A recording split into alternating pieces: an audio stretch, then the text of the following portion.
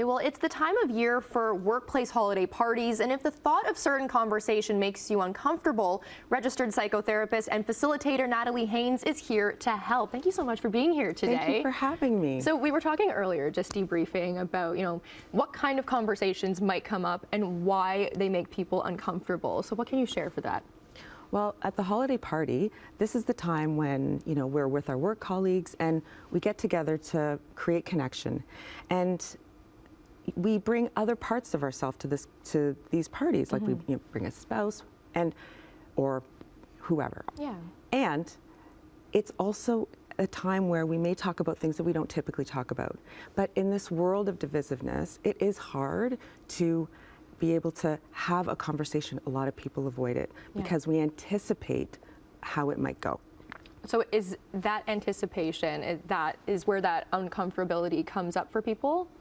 Exactly. Yeah, okay. In the anticipation, we're anticipating that the conversation might go wrong. We might say the wrong thing. Or maybe we're anticipating that we won't know what to say, or we might hurt someone's feelings, or they might say the wrong thing to us. Yeah.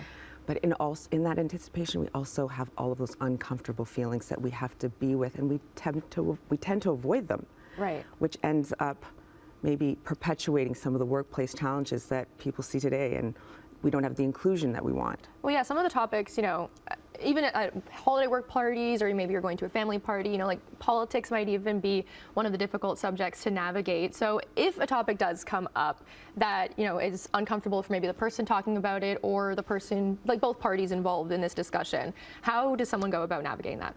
Well, the best thing to do is to, one, really slow down and be mindful about what you are saying and who you're speaking to. A lot of times when we think about unconscious bias or stereotypes, they're the assumptions that we haven't really checked out, and we just sort of trip across them and maybe say the wrong thing. Being really curious about the person that you're talking to and also yourself is really, really important. So that curiosity and growth, those are like those two parts that are important to be able to discuss this, because you do want to be able to approach these conversations and maybe not hold back, because like you said, you're interacting with family members or other individuals and you're trying to have a good time, but you may also be reserved because you don't want to say the wrong thing. Exactly. Yeah. Exactly. And so if someone is involved in a situation where maybe they're on the receiving end and they feel uncomfortable, how are they able to navigate that or maybe step away from an uncomfortable conversation?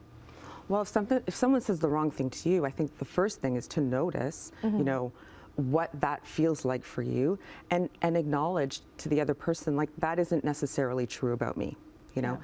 On the flip side, if you say the wrong thing, then you have the opportunity, if you are noticing what you're experiencing. I have a little story. Can I share it? Yeah. So someone that had taken my program had an HR director, was onboarding a new employee, and this employee was new to Canada from Nigeria.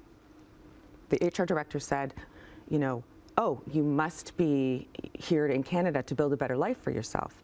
But then the employee's face sort of changed, and this HR director noticed something within herself, and it was a discomfort. Yeah. And instead of leaning away or avoiding and thinking that, oh gosh, I'm a bad person, I said the wrong thing, she just noticed that discomfort. Definitely. And it told her, you know what, I don't actually know that about that person. I made an assumption. And once she acknowledged it, the impact she had, that person, that new employee, felt seen and heard. Okay, well, that's a wonderful example, just to be able to acknowledge and put yourself in that, almost in the other person's shoes, but also acknowledging yourself, that uncomfortability, and be prepared for that growth and that experience and holiday work parties, but also across all boards. Across all boards. Yeah, I really appreciate you sharing these thoughts and experiences with us for people to use going forward. We'll have all these details on our website at chch.com.